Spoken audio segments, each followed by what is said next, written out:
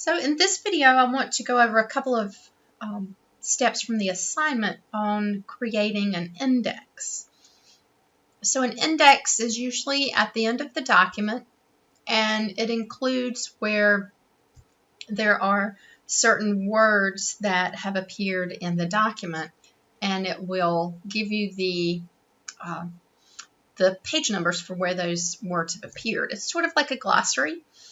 So that if you wanted to find out more about 401k plans, you could look at the index and find 401k, and it should tell you where the page numbers are that 401k plans are discussed.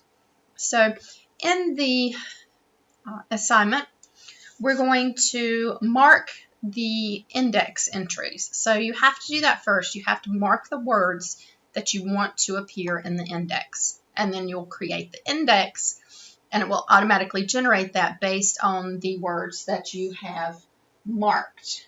Okay, so let's go in, and usually you can mark any words in the document.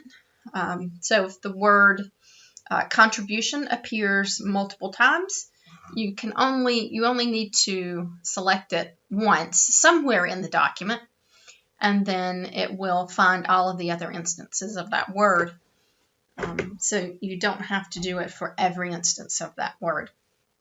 So for the word contribution, and then we want to find the word Roth IRA, traditional IRA, 403B, and 401k. Okay, so those are going to be our index entries. So contribution is here. Okay, so I'm just going to find the instance of that one that I can find first. And then I'm going to go to my references, to index, and I'm going to mark that as an entry in my index. Okay, so here's the index dialog box. The entry is contribution, and you can look at the other settings here, and you want it to mark all instances of that word. Okay. Now, since I have my formatting marks on, you can see it puts the index entry field right here. Okay. So I'm going to close that for a second. So if I am in my document with those formatting marks on, you can see where each of those should be marked as an index entry. So if we go down to this next page, you can see contribution has been marked as an index entry. Now notice it didn't pull in contributions, just contribution. Okay, so you have to keep that in mind. Okay, and then we're going to find Roth IRA. So here's Roth IRA here. And I'm going to mark that entry. Okay, so it's right here, and I'm just going to mark all. Okay, so you can see that it's marked all of those as index entries. So I can leave this index dialog box open, and I'm going to find traditional IRA. Okay, so there's an instance of it right here. So I'll highlight traditional IRA, and if I just click in the main entry box, it automatically pulls that into the main entry box, so I don't have to keep opening and closing that box and typing it in. So I just highlighted it and then just clicked in main entry, and it will enter that as my entry. And I'm going to tell it to mark all of those. And then 403B. And I'm going to pull this one. Trying not to pull it with the space after it, but it's a little hard to do.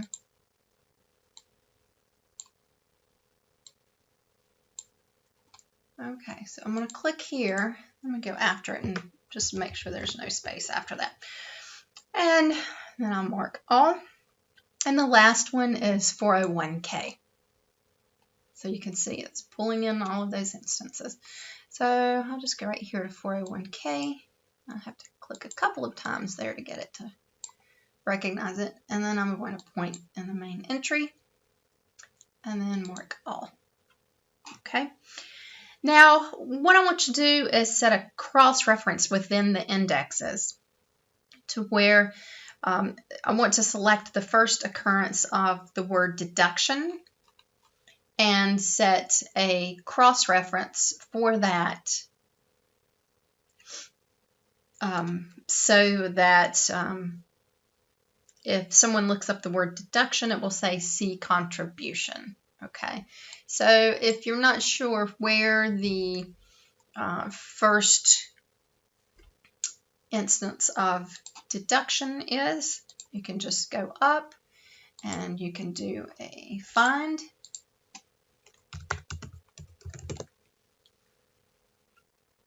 And the first one is right here. So we'll go ahead, exit out of that. I'm going to select deduction, go back into my references, and we're going to mark that as an entry. And then the cross-reference, we want to say see contribution, because a deduction of from your payroll for these types of 401ks and 401 or 403bs and such, they're deductions, but they're contributions to those plans. So that's why we're saying deduction C contribution. Okay, so we're just going to mark that one, and then we'll close.